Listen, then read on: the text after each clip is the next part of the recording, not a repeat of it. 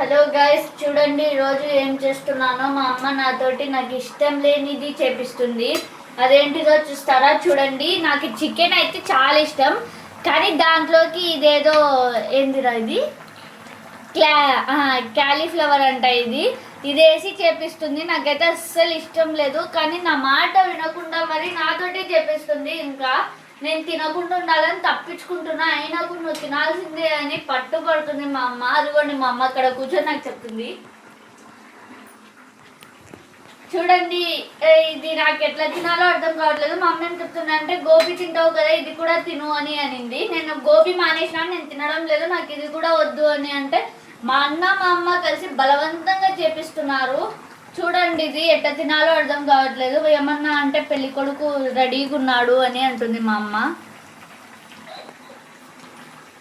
చూడండి నాది పరిస్థితి ఏంటో కామెంట్ చేయండి. మీకు కూడా నా పరిస్థితి బాగాలేకపోతే సాడ్ ఎమోజీ అన్నా పెట్టండి కనీసం. చూడండి, కర్రీ అయితే రెడీ అయిపోయింది. బలవంతంగా పెడుతుంది మా అమ్మ నాకు. ఇప్పుడు నేను తినాలా వద్దా అని ఆలోచిస్తున్నాను. తినకుంటే గిన్నె తీసుకొని పట్టించి తంతాది మా అమ్మ. కానీ ఇది నేనైతే తినలేను.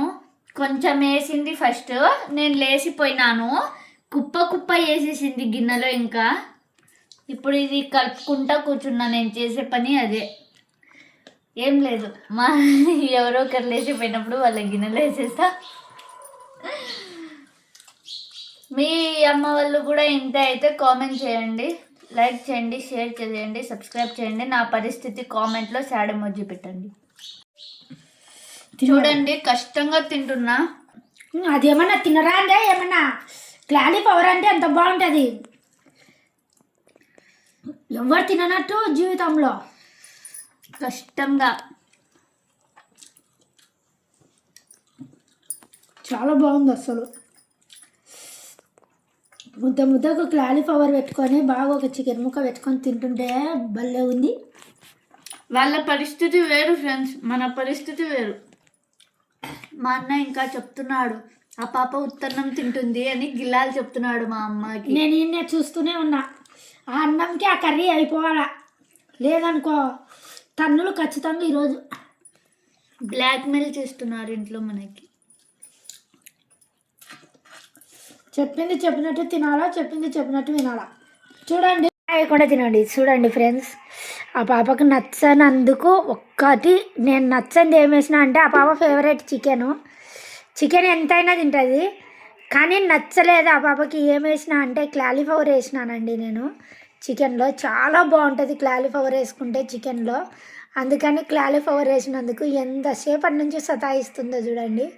అస్సలు అన్నమే తినట్లేదు. నేను తినేసిన, మా బాబు తినేసినాడు, కానీ ఆ పాప అయితే అస్సలు తింటలేదు. కొంచెం మీరైనా చెప్పండి కామెంట్ రూపంలో.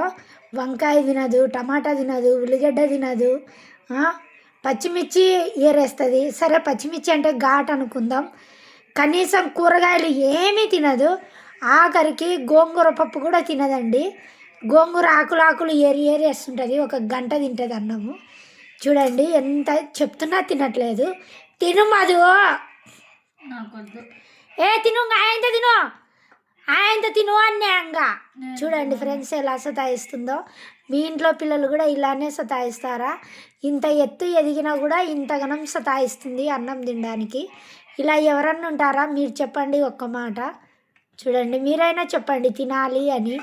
చూడ్డానికేమో బక్కగా ఉంది, ఎప్పుడు చేతుల నొప్పులు, కాళ్ళు నొప్పులు, నాకు అవి నొస్తున్నాయి అంటుంటుంది. కానీ తిండి అయితే ఏం తినదు. వెజిటేరియన్ ఏమీ తినదండి. ఎగ్ అయినా, చికెన్ అయినా, మటన్ అయినా రోజు బిర్యానీలు తినమంటే బాగా తింటుంది. కాకపోతే ఇలా వెజిటేరియన్ కలుపుతే అయిపోయి తినదు. చూడండి ఎంత సతాయిస్తుందో. ఇలా అమ్మని ఎవరైనా సతాయిస్తారా? మీరైనా చెప్పండి.